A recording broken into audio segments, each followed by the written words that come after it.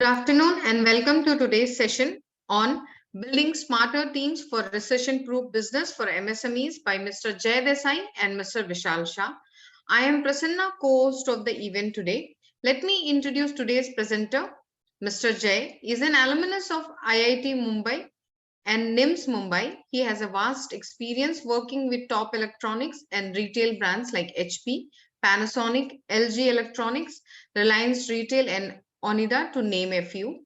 He brings in 2 decades of expertise in business development, business operations, sales, marketing, inventory management, cash flow management, team management, leadership and team building, digital workflow management, GTM, and channel management. Mr. Vishal Shah is CEO and co-founder of Synosoft Technologies.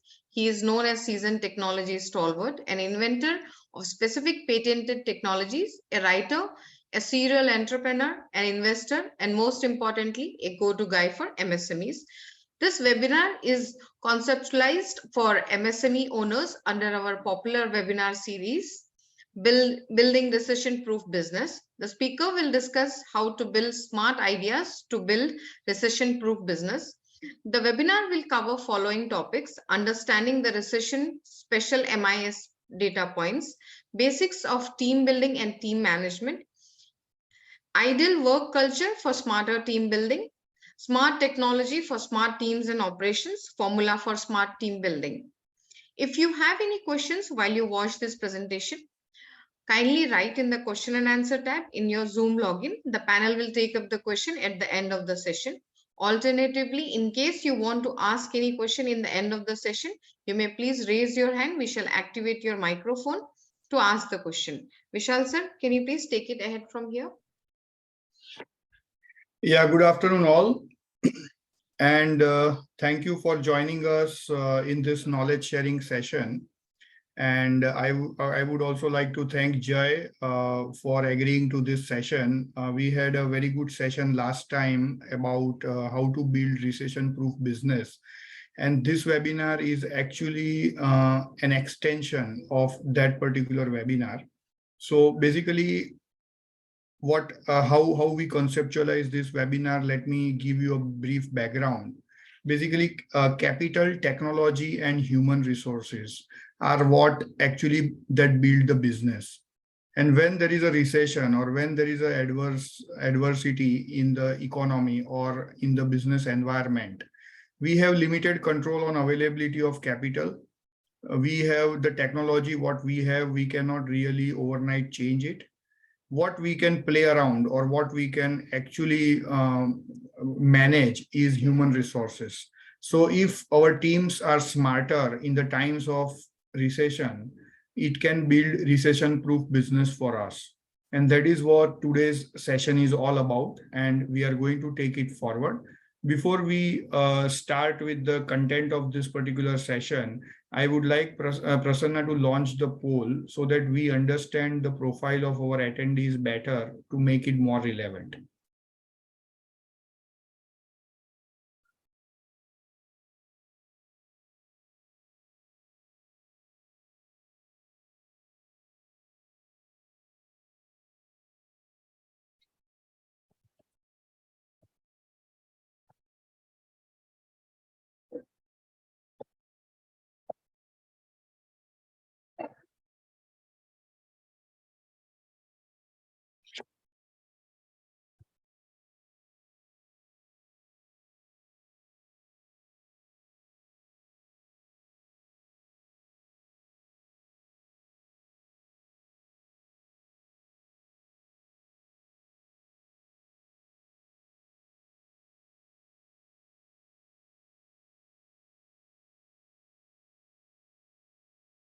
Yeah, so as we all can see on the screen, 33% of the attendees are MSME owners, 8% are business strategy consultants, 8% are general management team member at MSMEs, and 50% are others, means they might belong to sales, production, logistics, or certain IT or certain number of functions in the organization. They might be doing different functions in the organization. So Jai, we have a very, very relevant crowd today. And I think let us start the session. Let me just set a context with a background of last webinar. So in the last webinar, we actually derived some recession-proof, how you build a recession-proof business and what kind of MIS data points one should be observing or watching for. And once we have better information flow on those data points, we can very well build a business which is actually a recession-proof business. So Jay, what I would request you that in order to just send the context and just link it with what last discussion we had, there could be many attendees who might not have attended last session. So if we can start from where we left, it would be really helpful to others. So I would request you to take over from here. We have a recession special MIS data point slide, which we discussed last time. So if you can start with that, we can really flow in the direction of building the smarter teams. Yeah, thank you, Mr. Vishal, and I welcome all the attendees to this very interesting session, which is a kind of sequel to our previous webinar. So, at the end of the previous webinar, we discussed selected points wherein we can contemplate before the recession hits us, and we are prepared generally for all type of scenarios and all weather conditions in business. So we discussed that productivity of sales team is very, very important all throughout the business, but more so in the time of recessions, because the turnovers are shrinking, and market competition is very, very high, and very, very nasty competition in the time of recession. Everybody wants their share and so on. So we want a team which is productive, and not only the sales team but entire team of the organization has to be focused on productivity.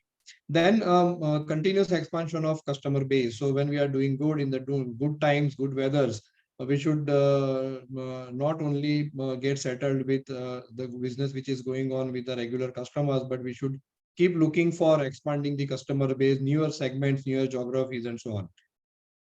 Faster lead conversion. Now, this is a particular thing which cannot be overnight acquired by an organization or by a sales organization.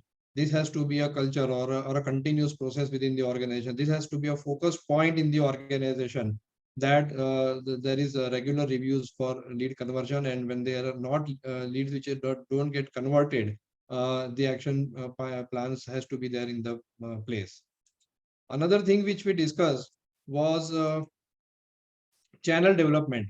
Now, how channel development is different than expansion of customer base? Channel development is sharing your best practices with your channel. So those companies who are manufacturing products and selling through channels, they have to, be one step ahead and educate their channel, share the best practices, enable them with the technology, and make them aware of the future trends and how they should be prepared, so that your channel goes hand in hand with you and your business future business plans.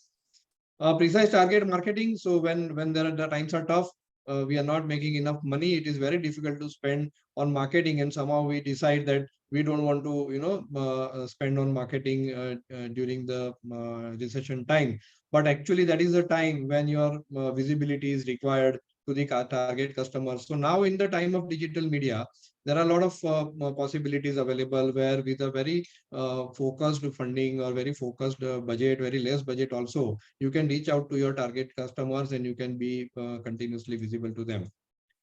Then another thing is optimum use of resources, focused customer service, and stringent and continuous review process.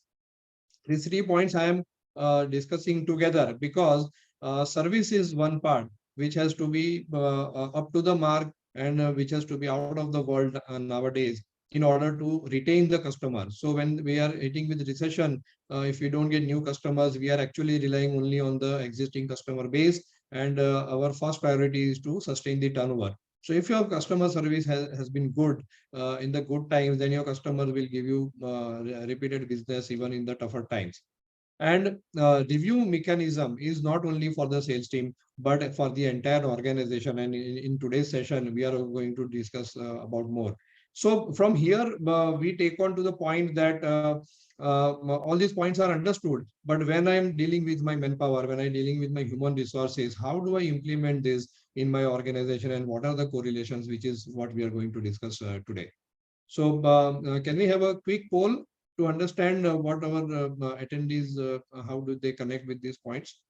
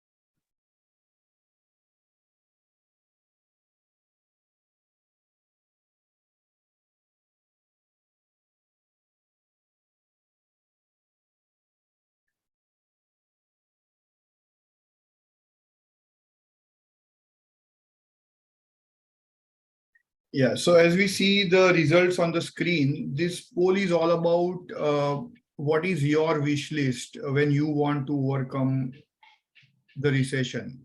So 36% of the attendees believe that productive sales team can help them overcome the recession. 55% wish that there should be an expansion of customer base to neutralize the effect of recession. 64% want basically shorter sales cycle, faster lead conversion. 9%, of course, channel development. It depends on your business model. 55% would like to resort to precise target marketing so that there is an efficiency in the marketing expenses. 27% would like to go back to the drawing board for optimum use of resources. 55% wish that focused customer service could help them hold on their customer base and get through the recession. And 55% continuous review and corrective action is in their wish list so that they can be more agile to respond to any adverse eventualities in the environment. So yes, we had a very good summary of our last session in terms of what kind of MIS data points we should have access to. And that is how we would like to now come to the next point. When we are talking about building a smarter team and managing smarter team to get through the recession, or to build the business which is not really affected or sensitive to the recession, let us know what are the basics of team building and management from Jai. Over to you, Jai. See, this entire topic, is very, very interesting, and is a regular point of discussion among MSMEs, and we have discussions on this with our MSME clients also. So one thing is, how do I manage my manpower so that the organization keeps growing, and so on and so forth. So it all starts with hiring. That is what I personally very strongly believe. So when we talk about hiring in MSME, generally we have observed that we fix the budget for a particular position first, and then we fit the skill set which is available. So in that particular budget, so we invite candidates. When we say that, okay, I want to have 3 salesperson, and we say that okay, I will pay 15,000 rupees to each one. Then whatever candidates we get, we analyze their skill set, and then whosoever is ready to join for 15,000, we hire them, and we compromise a little bit here and there with the skill set. That is what is happening many a times. So when we do budget hiring, and that team is not having adequate skill set which is required for the job, then it leads to the situation where the organization either is not growing or hits the stagnancy, and we will see some equations in the coming slides. So what has to be done? Skill set based hiring is another second option and better option compared to budget hiring. When we do skill set based hiring, when we talk about that, certain technical jobs in the industry are being hired on the basis of skill set. But apart from that, we have seen that most of the positions, whether they are backends or whether they are frontline team or customer facing positions, happening on the basis of budgets. When how do I judge that a particular skill set is useful, and how do I judge within the 15-20 minutes of interview with a candidate is a very valid question which might have come across everybody's mind who is in this webinar right now. So we have to list down the skills which are required for our organization.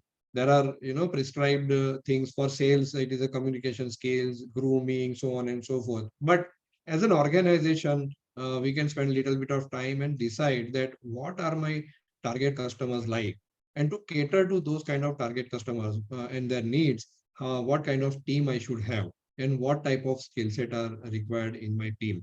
Do I want longevity as the team and choose a candidate who have worked for 5 or more years in their previous organization, and I can trust them that he will stay with my company? So do I look for those skills, or I look for very agile and go-getter type of candidates, but there is no guarantee that they will I will be able to retain them for a longer period of time. So these are the questions. But we can sit and decide. Management can sit and decide. A few industry experts you can consult, and you can come out with your own decision on what kind of skill set are required in each and every function.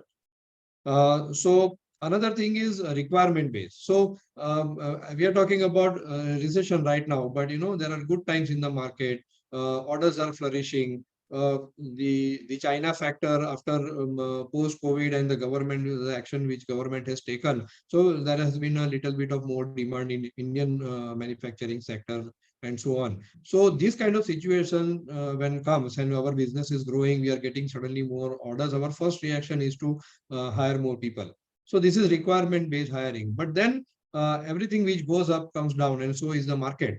So when the market goes down, there is a little slump. Then the extra manpower that we have hired will pinch us, and the salary bill will pinch us when our turnover, gets a hit or there is no growth in the business and all. Then what is the final right solution is the business plan execution and business plan based hiring.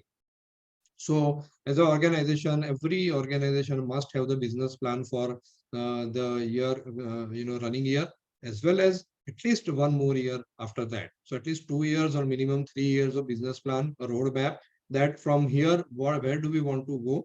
And at least the breaking of that business plan into monthly level, geography level, segment level, that kind of working is required. And based on that, one should sit and decide how many resources are required in each kind of function, not only in sales, but if you were to grow by say 25% year on year, then to cater to that kind of customer requirement, we require a service team also, back-end team also, logistic team also. So do we have adequate manpower? And in each function, what is the requirement of manpower that we will have? And how will we manage between the high and low times in the market? Another thing is productivity of the overall organization and productivity of the manpower.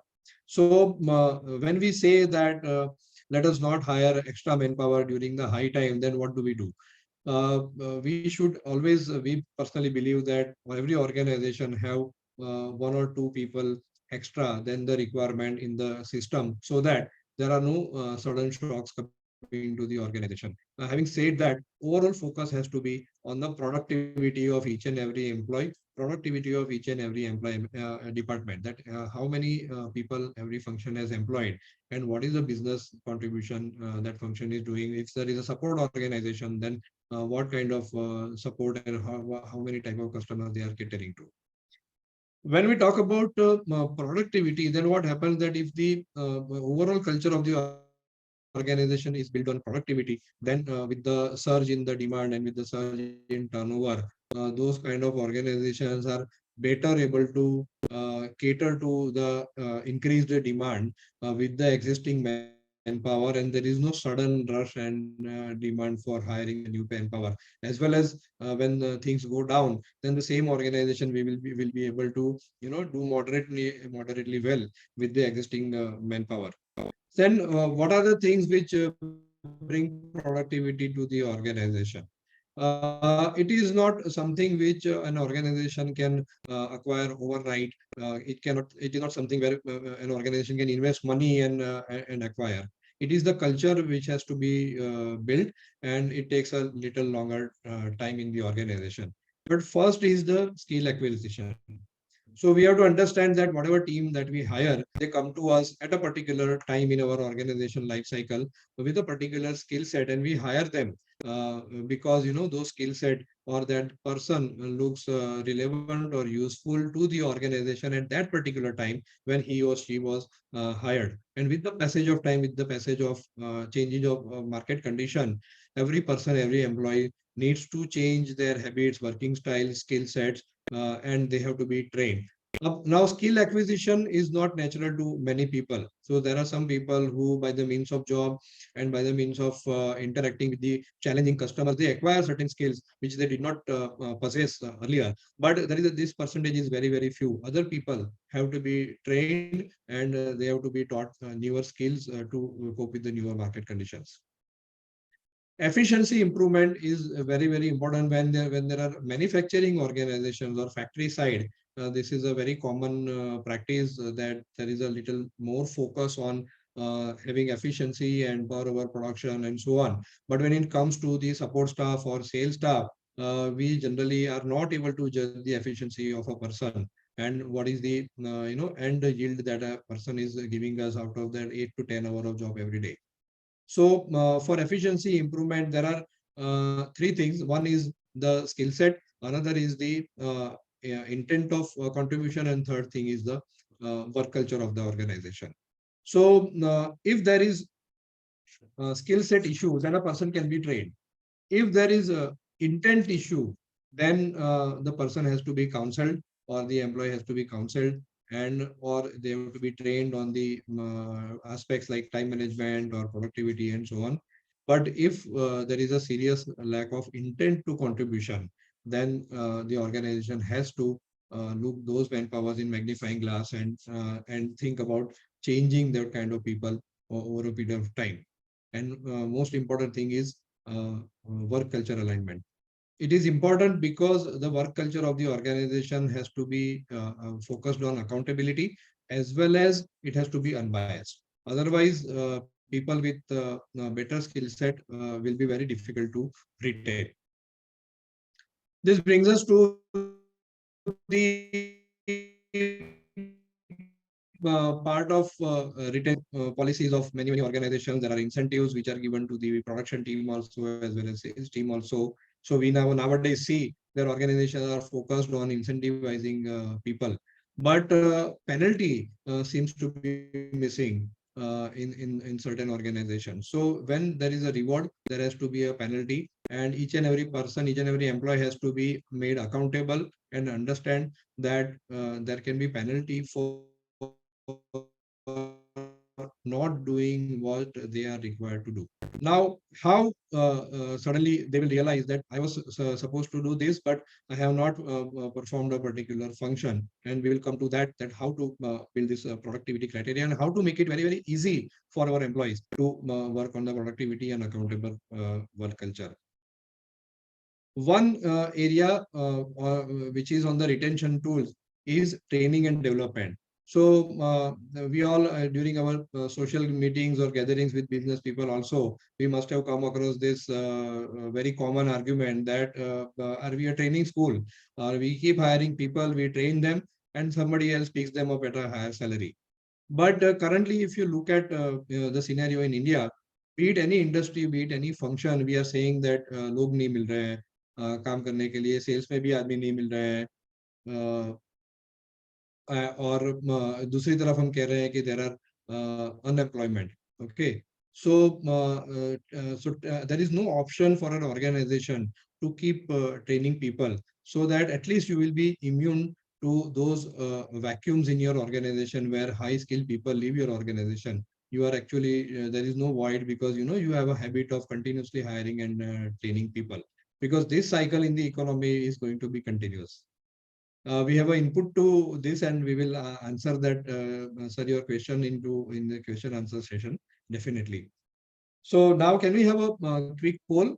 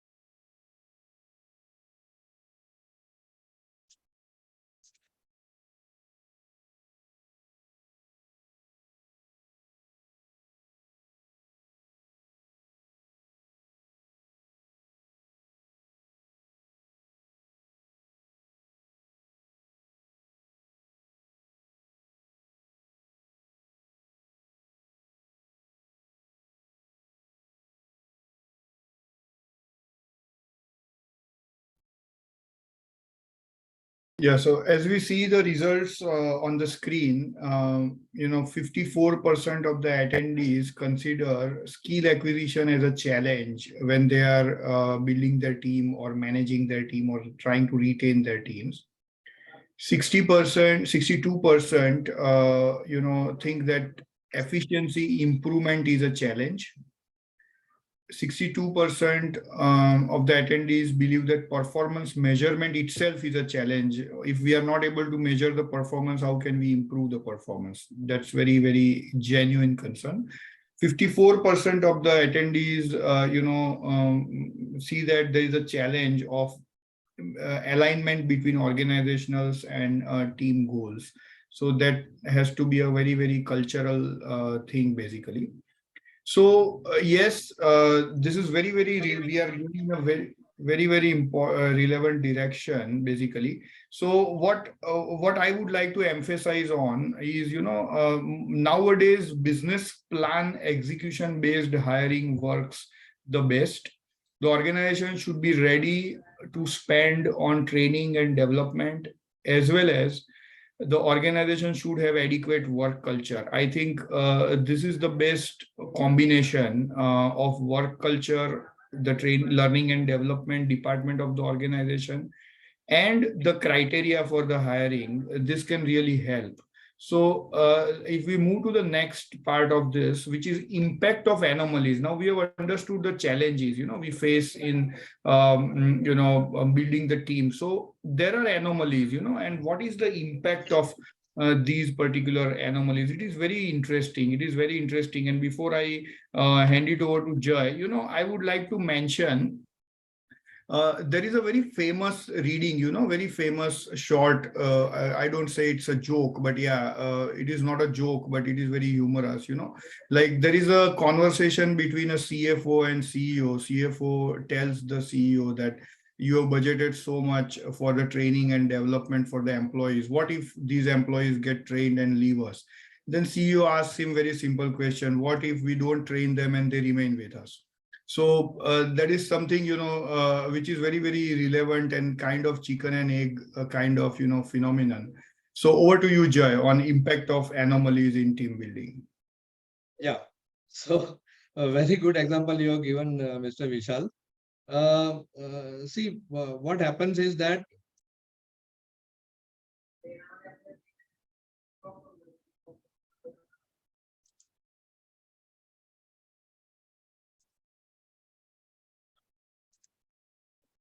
so on the same line, a formulated kind of an equation, through an equation, I'm going to explain this, that what happens. So when why I'm saying that everything starts with the hiring.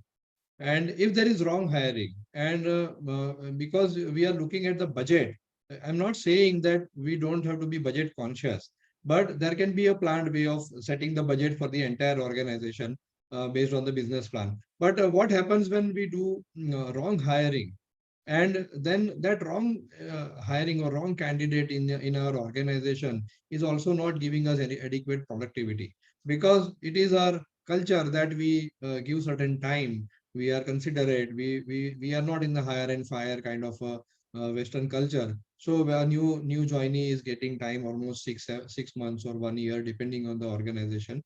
There are organizations which are very impatient, there are organizations which are very tolerant, but people get sufficient time to settle down within the organization, and only after that particular time the organization is coming to know about their productivity, that how much and what is the best that this person can produce for us, what is the lowest that this person can produce for us. So if there is a long hiring and they don't produce enough, there is a productivity is low, and these kind of employees generally don't leave your organization, because there are few takers for such people in the market. Then what happens is, they pull your organization down completely. Second side, you've been conscious enough to identify the skill, and you have to stretch your budget a little bit extra, or you say that I will hire two people for the want of three, but they will give me productivity also. So such kind of conscious decision also has been taken, and almost the right manpower has been hired.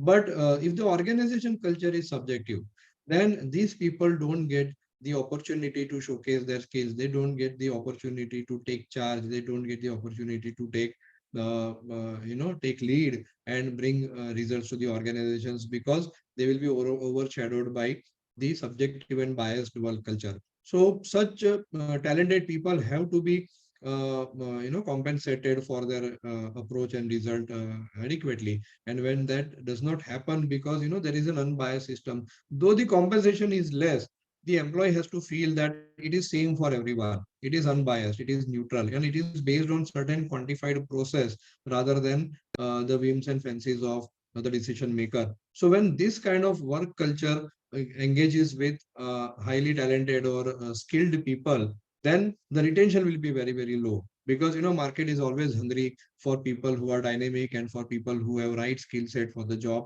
Right now, if you look at across any industry, there is scarcity of skilled manpower. Okay, so when this happens, then you hit the stagnancy, because you keep hiring people, but they keep leaving your organization. And there is a certain set of people who are not leaving your organization. They are sticking with you, but they are not producing enough. And this doesn't allow your organization to go into the next orbit. What is a desirable equation for us? So we have a right hiring process, and we have accountable work culture. What is accountable work culture? And you pointed out to a very right question, Mr. Vishal, that how this accountability will be brought into the implementation and execution, and we will discuss about that in the next slide. And we have accountable work culture, and we are able to retain them with our retention tools. Then what will happen is your sustained growth. Now, sustained growth doesn't mean that every year, in leaps and bounds, your organization will keep on growing irrespective of market condition. But with the given market condition, you will be at par with the market. So, if market is growing by 5%, you will be at least more than 5%. You will be growing. If market is degrowing, you will be able to sustain your growth. So, this kind of sustained business is possible with these three tools. So, right hiring, accountable work culture, unbiased work culture, and good retention is the key to sustain growth, and is the key to face recession very bravely. So let us quickly have a poll, and then we discuss the nitty-gritties of further team building.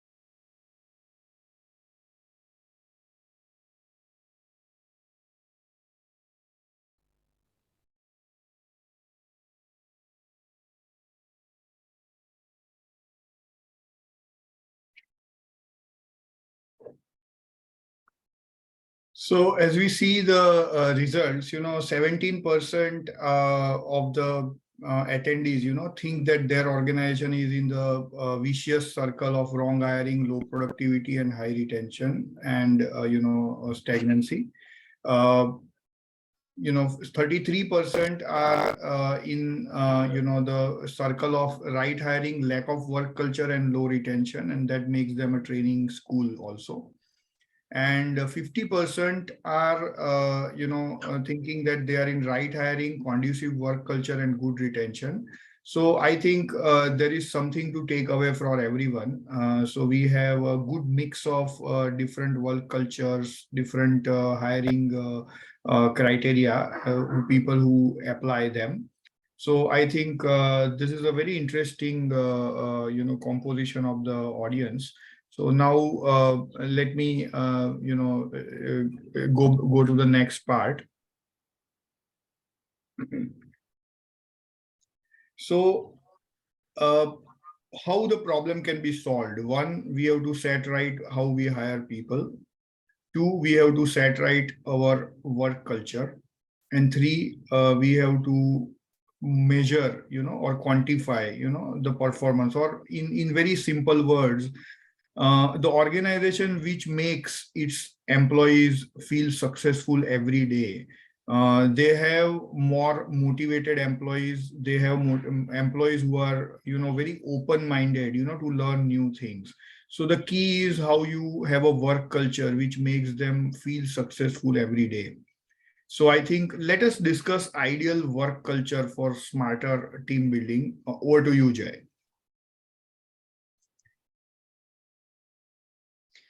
See, clear-cut definition of roles and responsibilities. Now, while I'm, talking about this, every mind says that, oh, come on, it is there with every organization. But the question is that, are your employees aware of their roles and responsibilities? And are your employees clear-cut, without any doubt, aware that this is their role, and for this particular thing, they have been hired in the organization? There can be yes answers to this, but this is a very, very important area when it comes to the execution in the organization of the work culture. Okay. Then the key impact areas. So as an organization, if you are a manufacturer or manufacturing organization with high factory overheads and huge staff and all, then your key impact areas will be different compared to a trading organization or an export house or a big retailer in any particular industry, or a professional house who are rendering professional services to their clients and all. So the impact area is are different for every organization. And are these impact areas aligned with your employees remuneration or employees performance? So there was a question, then how do I measure the right performance of the employees? So we are slowly getting towards that clear cut definition of roles and responsibilities, and this is the onset of building a smarter work culture.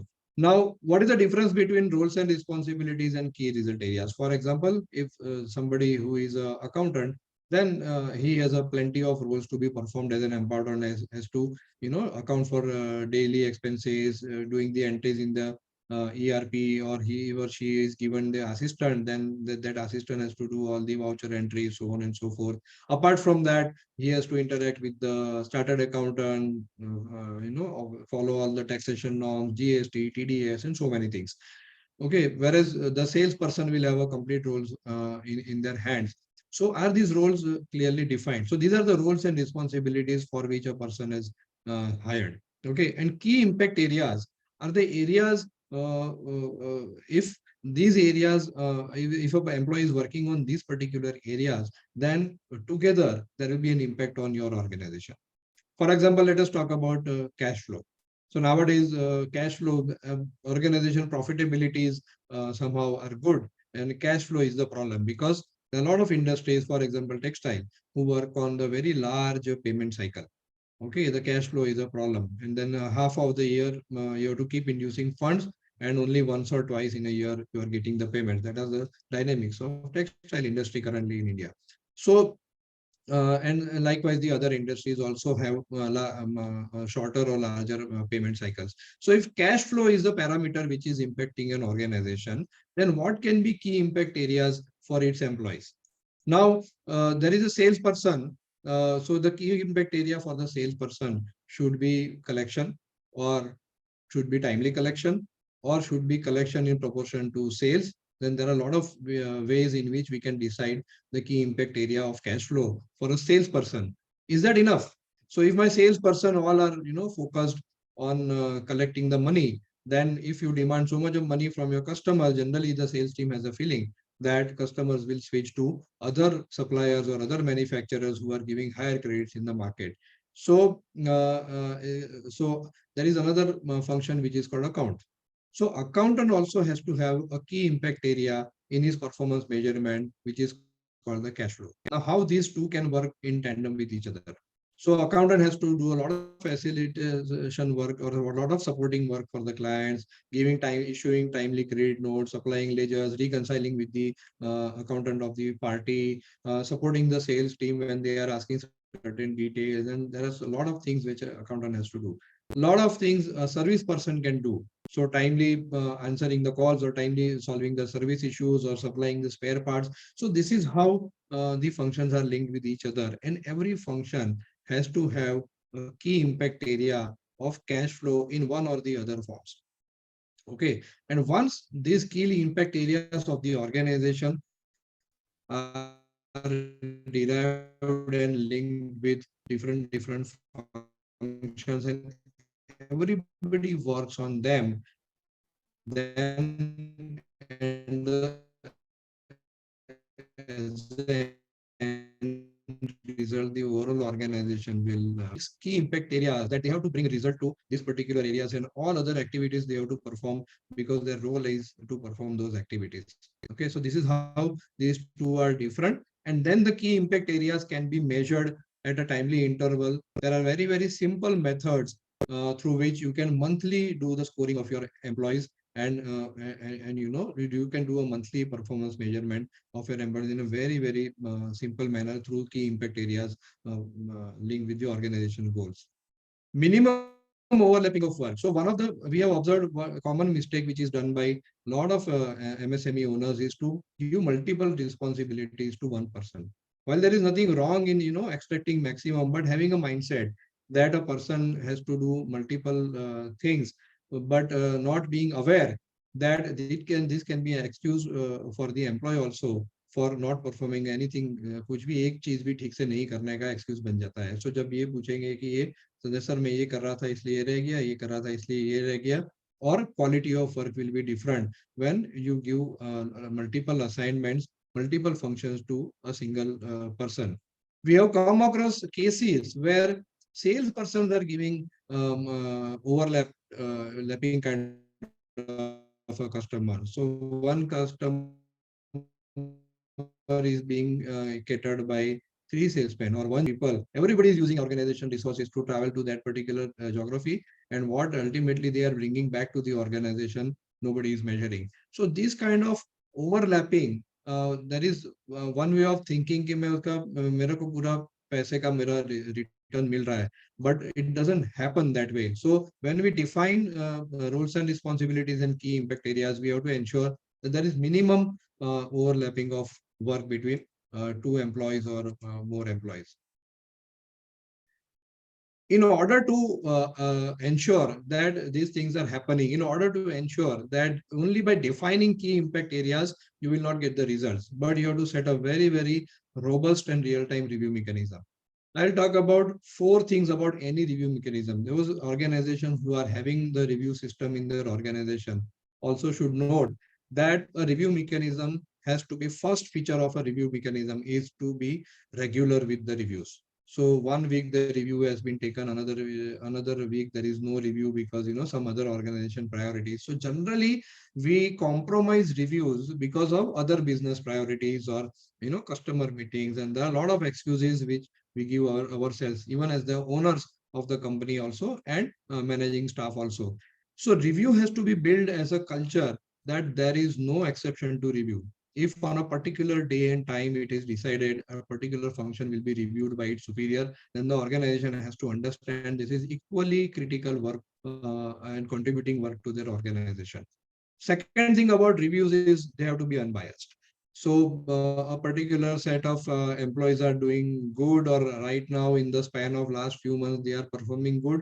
तो चलो इसका review तो ठीक है, तुम्हारा तो मालूम है, बाकी लोगों का जो नहीं कर रहे हैं. So rather than looking that who is not delivering up to the mark, they have to be reviewed. A reviewed has to be unbiased, and the points which are decided for reviews have to be performed for each and every employee, whether somebody is a good delivering employee or somebody is under delivering compared to their expectation. Third thing is focus. So these review parameters have to be time bound, and they have to be changed time to time so that your organization goes in a particular direction. So the owner or the top management has to decide that what are my focus areas for next 6 months, and after that next 6 months a particular set of 1 or 2 parameters of review you keep on changing. And we have actually seen the examples in MSME that by practicing this focus review mechanism, lot of different results can be achieved. And final point about reviews, I want to take more time on review, that they have to be action oriented. At the end of the review, every employee or every function has to be given tasks for the next review, and they have to ensure that they complete or they bring that change and they complete those tasks before the next review. Only by doing this step by step movement, you can take your organization in completely the new direction. So robust and real-time reviews is very, very important parameter for ideal team building, and this parameter will inculcate the culture that your company organization is unbiased. So at the end of the review, you can reprimand those who are not doing their job, and you can definitely appreciate those who are doing their job unbiasedly, and sometimes it can be other way also. But so it is very important. Then key impact scores can be linked with the remuneration. So there is one question which has come, that how penalty is a negative connotation. Penalty is a negative word, and why are we bringing it here when we are talking about building smarter teams? Why will it not demotivate? And very, very valid question. I will link it here, that we are not saying that you cut the salary. We are not saying that you don't pay a salary for a month. These kind of penalties. But if somebody is liable to earn a particular set of incentives or particular set of rewards, then for not completing a particular task which is important for the organization, they can be at least penalized by cutting some portion of that, and making them feel that what was important for the organization has not been performed. So it has to be always a two-way thing, and this kind of mechanisms won't percolate negativity within the organization. So once you do score-based remuneration system, so here we have seen two extremes, that we have also come across organizations who want to pay salary on the basis of score. So if you get 90%, I will pay you 10,000. If you get 100%, I will pay you 12,000. But if you get 80%, I will give you only 8,000 salary. So this is one extreme. Another extreme is that they will do scoring and everything, but they will just keep it aside, and they will keep paying merrily to the employees. So we have to build a middle path. And this simple scoring mechanism can be linked with the employee remuneration, their incentives, and so the culture of unbiased remuneration can be shown to their employees that this is how it is happening. One bigger benefit that any organization will derive by practicing this is at the end of the year, you will have scoring of say 11, 12 months in your hand, and doing a performance appraisal of your employees will be a 1 or 2 day job. And you can do timely increments, and you can give timely promotions, you can issue the letters, and you can move on with the next financial cycle very, very fast. And this will build the sense among your employees that no, this is the organization which is doing everything on time, and there is no point in switching the job for a few hundred or thousand rupees. Okay, so this will also help in contributing. Another important point about the key impact score linked remuneration is that there are mixed set of personalities that we come across, mixed set of employees that work in our organization. Everybody is not vocal about their work. Everybody is not smart enough to present their work, or blow the trumpet about their work. But if you have a scoring system, then automatically those will be filtered. So you can see that no, this person is not talking much about his work, but he is actually delivering good results. And it will be beneficial to the employees that at the end of the year they can show their work that sir, in the last August, September, October, I did this kind of work and this is what was my score. So it is a very, very unbiased system which can be built. And two-way feedback. So when we take feedback, we should not only take feedback to reply to or counter that feedback, but we should take the feedback to digest it, understand the perspective of the employees, and keep it in our stride that in the next change cycle, what kind of change we need to bring to any processes or any policies that our organization is practicing. So, Mr. Vishal, I would want a couple of comments on here on the team building, smarter team building aspects from your side. Yeah. So yeah, this is very interesting question. Penalizing an employee for a non-performance or underperformance is a very negative thing. So I beg to differ here. It is not very negative thing. Sometimes it serves as a motivation. I'll give you two examples. Penalty may not be kind of we are cutting the salary or we are deducting some allowances. It's not like that. So for example, if we have a team and there is a team leader, and we can hold that particular team leader accountable on the performance of the team members he is managing, and those team members are reporting to him. So what we can do is we can normally have a survival criteria means this is minimum required from an employee to survive in the organization in his own or her own function which he or she serves. So let's say, for example, we can say that the team leader will get the variable pay or incentives, only if all the team members in his or her team survive. Or he will get more incentive if any of his team members also claims the incentives. So this is how sometimes team leader has to sacrifice his incentive or her incentive or variable pay, performance based variable pay, because he is one of the team members or few of his team members have failed. So this is of course a penalty on him, but then he will be motivated to make sure that his team members always succeed. He will transfer adequate knowledge, he will handhold them, he will lead from the front. So that is one way.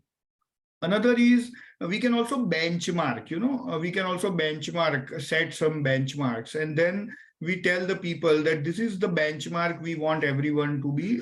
So for example, in our organization, we are a IT organization. We support our customers, and we support our customers based on ticket management system.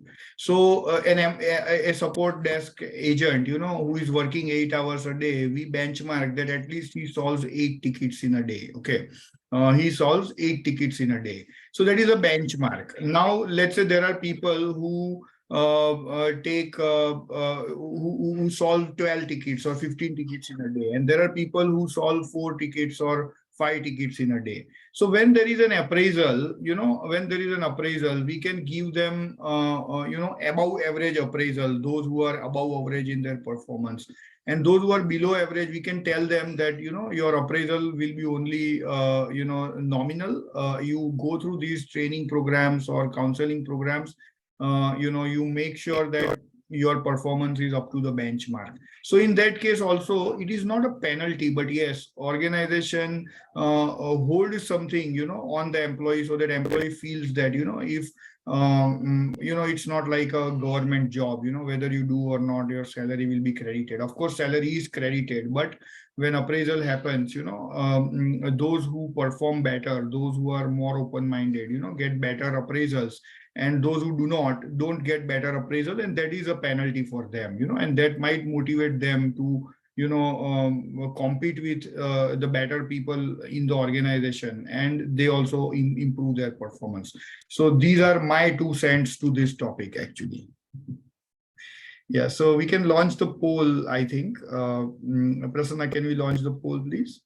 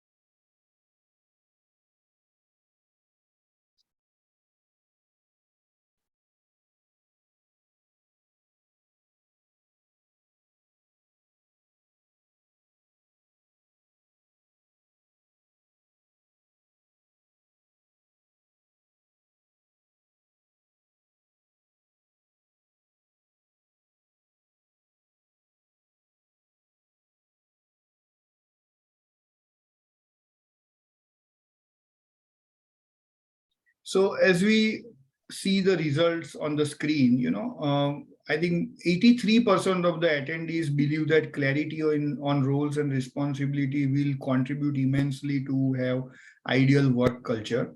Yes, that will also minimize the conflicts. 58% believe that clarity on key impact area is going to have a good impact on ideal work culture, correct? But then we have to be very scientific and quantitative in determining key impact area for every job profile, basically. 67% desire that review and feedback can impart, ideal work culture, and 50% learning and sharing kind of culture could be ideal work culture. Yes, we are in the same boat. And let's look at the next point. We are slightly running out of time, but yes, we will extend this for next 10 minutes. So the intricacies of building smarter sales team. We are focusing on sales team. Why? Because most of the times entrepreneurs are very well in control of their operations, and most of the times in SMEs, business development is taken care of by the owners of the organization most of the times. And they have a sales team challenge, and sales team is the one which makes the best out of business when there is a recession or where there is a lack of opportunities, basically. So let us jump to, of course, we could have discussed on production, quality, logistics, so many teams, but let us jump to building smarter sales team, because that is going to, make organization, I think if we have a smarter sales team, organization would be on steroids, So let us jump to this intricacies of building smarter sales team in the interest of time. Yeah, over to you, Jay. Yeah, Mr. Vishal. So, as you rightly said, sales team is the forerunner of the organization, face of the organization, and that is how we call. And slightly more important because make or break kind of a situation. So we have to ensure that our sales team is equally motivated and equally monitored.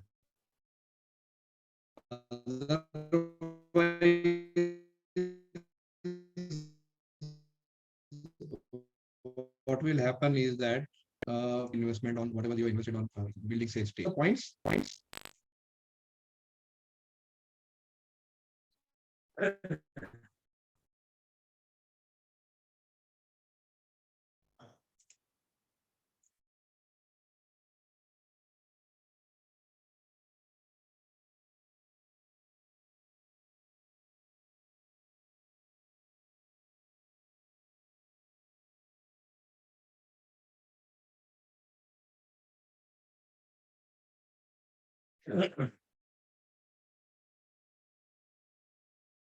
Can you hear my voice? Sorry.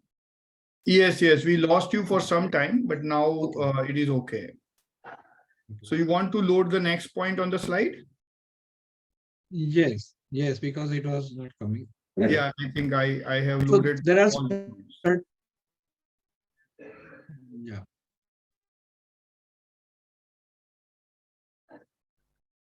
So there are certain points which we already discussed. The key different points for sales team is that when we have a team, we generally have a segment of the customers which we are catering to, and that customer segmenting can be done on the basis of either geography or the type of industry, and there are a lot of options about that. But as as we said, that every employee, there should not be much overlapping of work between the employees. Just like that, we should have a clear-cut customer or geographical allocation to the sales team in order to monitor and in order to review them properly and in order to understand whether they are delivering adequate. If you have overlapping geographies or if you have overlapping customers, you will actually not come to know which salesperson is contributing and which salesperson is riding on the back of the other or senior salesperson, and we are thinking that we are getting results from them.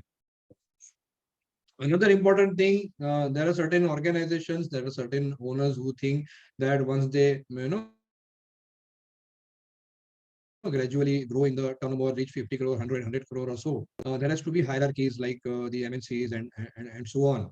But we should understand that those layers are not very much useful for the MSME sector, because once you give higher title to any employee, it is a human tendency that they would not like to do the lower job. For example, if somebody is termed as a general manager sales, they will be reluctant in taking direct reporting of the frontline sales team. They would expect that there has to be one more layer of middle management in sales between them and the frontline sales team. So generally, a flight hierarchy works very well for MSMEs. Another thing is that softer titles or functional titles will be more motivating and rewarding, and you can keep showing growth to a person. For example, a team leader or a product manager or those kind of things, rather than terming people our senior manager or AGM or DGM and those kind of hierarchy. A lot of companies are moving away from these kind of HR designations now and only calling the people by their roles. So little bit of flat hierarchy will give you a very good visibility as a owner that what is happening in your sales team. Again, clear roles and responsibility of sales team. So see, generally when we give sales trainings, we tell a lot of people that don't work on your end result, work on the activities which will generate those results. So as a salesperson, there are a lot of activities they can do and they must do, which will bring them the required sales. So if the roles and responsibility of a salesperson is roles and responsibility of a salesperson is written properly and reviewed time to time, then that particular thing will happen. So these activities, for example, visiting customers who are not giving business. So if you keep visiting, there are customers eventually with the amount of time they will convert to being your customers. But then if that is not part of their roles and responsibilities, then it will not happen. Target alignment with business plan. We have seen some organizations where the total monthly target for generating sales is 2 crores, and the total of all the sales team members target, if we do, then it will happen only 1 crore. So where is the another 1 crore coming from? And that is on the head of the owner. So that another 1 crore or 50% of the turnover has to be generated by the owner, and in order to do that, is traveling 10 to 12 days a month and trying to bring in bigger projects. And sometimes we have observed that the owner is traveling more and sales team is sitting in the office. So target alignment along with the business plan. So if you have worked out your business plan, then you have to ensure that by geographical and customer segmentation and based on the market potential. One more thing I want to add here, that market size based approach has to be adopted. Nowadays, a lot of information is available on internet on different industry and market size. And because MSME players are there in the market for a long time, estimating the total market size of the country is not a difficult task. So one has to look at their own turnover and their own business plan vis-a-vis what is the total market and how much share I'm going to take from by having this kind of business plan, rather than having an internal organization. And so the overall business plan and sales team target has to be aligned with the business plan, and the business plan has to be aligned with the total size of the market which any business is catering to. Continuous review and monitoring is inevitable for any, irrespective of the function for the organization. KIA based incentives when you deploy on the sales team, it works fantastically well for the organization. Continuous customer base expansion. So when business is growing, generally sales team does not tend to focus on visiting extra customers or visiting newer geographies, or Ahmedabad में से business आ रहा है तो मैं महसाणा क्यों जाऊं, हिम्मतनगर क्यों जाऊं. So those kind of approach, and it's a human tendency unless you put a stringent target to that. So one of the key impact areas for a salesperson can be exploring the new geographies and expansion in the new geographies, and how many new accounts you have opened, and based off that you give them the score, and then it ends up into the remuneration. So continuous customer expansion base helps you in gaining the market share when the market is stagnant or market is not growing, because you have a wider customer base, and one way or the other you will get the order even if your competition is not getting order also. Use of technology. So in the next slide, we are going to see what kind of simple technologies you can adopt. Now is the time, and we are seeing a lot of developments in the world that next 5 years, how our completely working pattern is going to be impacted by newer technologies which are coming. But we can adopt simple technologies and making the tracking, making the decision making very, very objective for the organization, and continuous and effective training. So team has to be continuously trained. About training, I personally believe that the time is over for lengthy classroom training programs, and time has come for capsulated small training programs. And at the end of the training programs, when tasks are given to the team, and in the next training program, the follow-up is taken on those tasks. So those kind of on-the-job training or involvement-based training, if they are done, then in a period of time, the results are seen. Otherwise, lengthy classroom training programs are not rewarding much to the organization. It only, investing money. So let us quickly have a poll, and then we have a next slide, which is on the use of technologies.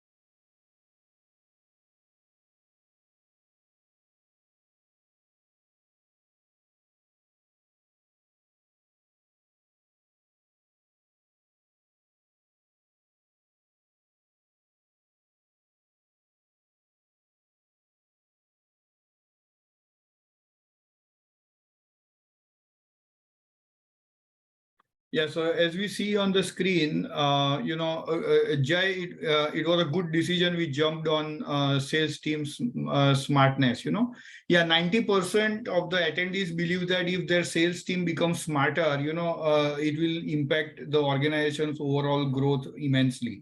Yeah, so 90% for sales team, 30% for accounts team, 30% for production team, and 40% for after sales team, basically. Just coming to one question in the chat, that if it is a flat organization, it's okay, but how you elevate the employees? So see, I'll tell you, I'll share my personal experience. We started with 6 people organization. Now we are triple digit employee organization. So we, of course, business has grown, so we required more manpower, and that's how there was an opportunity for elevation for everyone. But let me tell you, in a smaller organization also, elevation opportunities are very natural. I'll tell you how.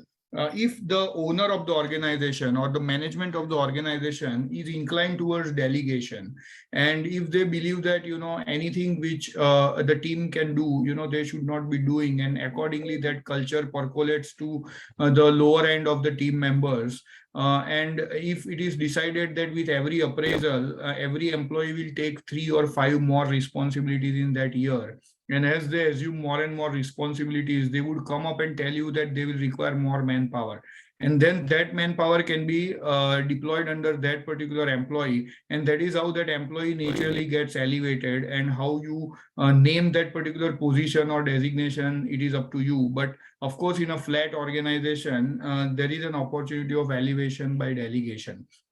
So if we delegate the responsibilities, our employees will assume more responsibilities, and they will be more confident leaders. And the new blood will always come at the lower end of the management teams, and they will train them, they will mentor them, and there will be a natural elevation in the organization.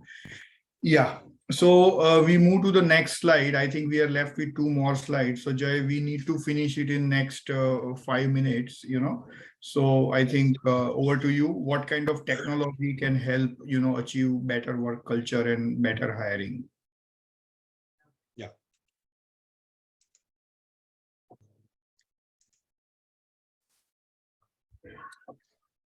See, HRMS, ERP, and CRM. These are the simple technologies which any MSME can adopt altogether or one by one or as per the requirement. HRMS nowadays is required to, as we said, quantifying, the policies and unbiased organization. So once there is a HRMS in system, then you can have use the technology. There are a lot of organizations where there is not enough work, or people feel that if I employ an HR manager, I don't have work to be given for 8 hours to that particular person, and which is right. You can hire the technology.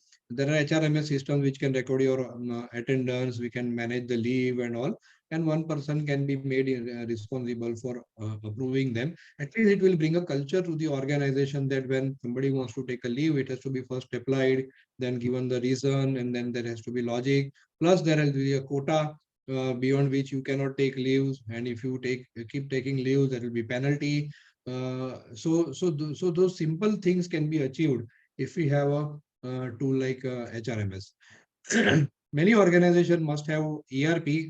For ERPs, I want to say only one point, that I have seen a lot of people who invest in the ERP but save little money, which is required to be invested in reporting, which can be derived from those ERPs. So any ERP that you have, please invest a little extra and customize those reports for your organization, so that a click of a button, anybody can generate certain reports, and those reports come to the desk of the owner or the top management every day morning, and decisions can be taken on the basis of that report. So database decision making, what we are saying, so a lot of decisions are being made on the basis of perception, though there are ERPs are placed in the system. Two classic examples. One is the customer outstanding. So a total customer outstanding, but we are not going looking into the detail, or we are not giving every team leader their customer outstanding, and a strict review of the sales team has to happen one by customer, commitment taken,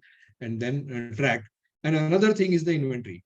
So many ERPs can give you very, very useful reports on aging inventories and those things. Those who are product manufacturing companies can work on the serial number numbering, so that their warranties and all those things can be tracked.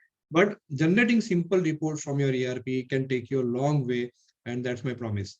CRM. Nowadays, a lot of CRMs are available. Some CRMs are having only one module, and they are made for only one particular function, like lead management. Some CRMs are having the host of all the modules like sales management, their target setting, their achievements, their customer visits, everything can be tracked. When they go to the field and visit the customer, their location can be tracked, and reports can be generated to see whether your sales team is making additional sales visit or not. And then you can link those things with their performance, and then it will become very objective. There can be task management modules. So those who want to go one step ahead and bring in objectivities into each and every function can adopt those task management modules also. But sales force engagement or management and lead management, these are the basic modules which should be looked upon in any CRM. So it will, save your money, which you keep spending on generating leads, rather than you spend a little bit of money on converting leads to a higher percentage. And the owner's dashboard. So owners will get the dashboard. And when we talk about flat organizations, you add up a CRM which is giving you a dashboard of what your team is doing, then it becomes very easy for you to manage those organizations. And in lead management, all the stages of the lead can be tracked. Lead management is not only a software, but it's a culture work. Once again, I'm saying that there should be a culture in the company, that if I have 100 leads right now, how they are converting, when they are converting, who is working on each and every lead, is my customer getting response in time? And once you work on for a few months on this kind of process with the use of a software, then you save a lot of money which you are getting otherwise spending on generating the leads. Because it is a standard excuse of the sales team that when the sale doesn't happen, they say, sir, inquiry nahi aa raha hai, kya kare, and the market is down. So these are the things, Mr. Vishal. So before the last slide, can we have a poll? Mr. Vishal, do you want to add something on the technologies? No, I think you have covered very well. So please, Prasanna, let's launch the poll. We will move to the next slide.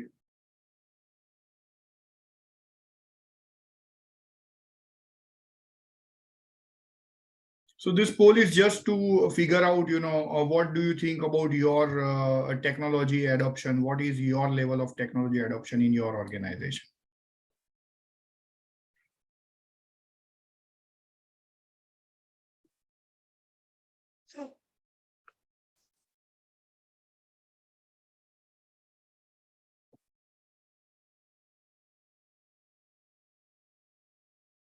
So as we see the results on the screen, most of the attendees have very full-fledged ERP in their organization. Accounts, HRMS, CRM may be part of ERP or may not be part of ERP, but yeah, HRMS and CRM are slightly different. Task management system is something which is, I think voted very low by the people. So I think task management system, if you have in your organization, it gives immense visibility and it can do wonders, So task-based management systems are, very well, known for imparting ideal work culture and very objectivity to the work culture. So yeah, so we'll move to the final slide, which is a summary of all our learning. So let me load that slide. So, Jai, tell us something about the formula of a smarter team building. This is our final slide. So you can take 1 or 2 minutes on that. I think we have done everything very exhaustively.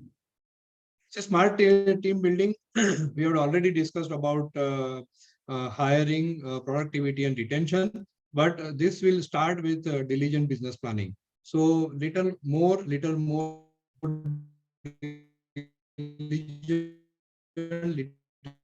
in detail, we must plan our business, and in the view of the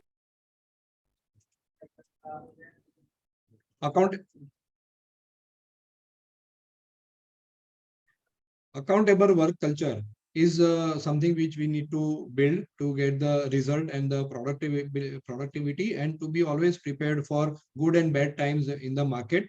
Clear-cut roles and responsibilities and key result areas or key impact areas must be defined for each and every function. It works both the ways, that it brings the accountable work culture as well as it gives the benefit to the employees of being an unbiased and objective organization and remuneration process. In order to build this, we have to have a very robust, unbiased, regular, focus and action-oriented review process for each and every function. And to facilitate that, to do these things very, very easily and to ensure that we never fall back on the old working style, we can invest little bit of money in the use of technology, take the help of technology and go to the next orbit. Yeah, so I think a great session. We slightly stretched it. It was very exhaustive. So I think we have almost answered. So I'll take one last question. A gentleman has asked that we have a team of very old people, and they're very profitable. They're very loyal people, but, they don't want to grow. So if I am in your shoes, I would try making their departments or functions as profit centers, and then, profit centers have to grow because there is always an inflation, So last year, if we made some profit, this year we make same profit, it is actually degrowth because there is always an inflation. So I think you can try, putting them as a heads of profit center and make them responsible for the profits they make and profits they grow, and outperform the inflation rate. If they do it, I think that's the best you can do with them. Yeah, so I think it was a great session. Prasanna, I request you to conclude the session.